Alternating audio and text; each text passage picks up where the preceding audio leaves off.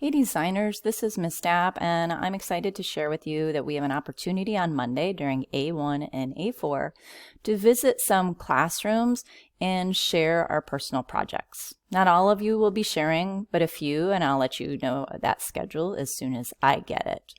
But you'll be able to see on your calendars that it has a task. This one is for A1. It says 9:45 a.m. If you click on that task, it will give you some prompts that you should be ready to share. I'll show you those in a minute, as well as a video about how to do a good presentation versus a bad presentation.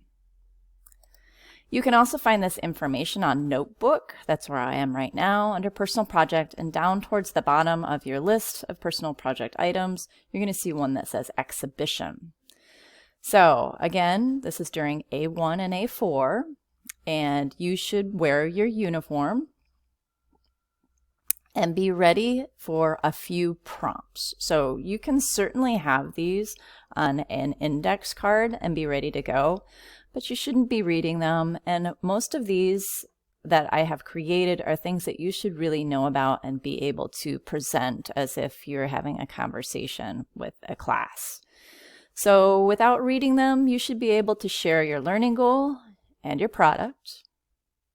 You should be able to explain why this was personal to you. Share what the ATL skills are. It's okay if you don't have that whole sentence or phrase memorized, but share what you did and how it helped you successfully create your product or meet your learning goals. What do you think you learned from your project that would help you as you move into DP or help you with other projects like this?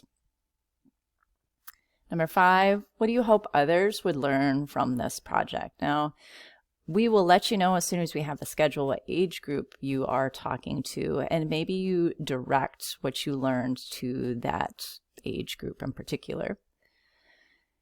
And what was something interesting that happened to you?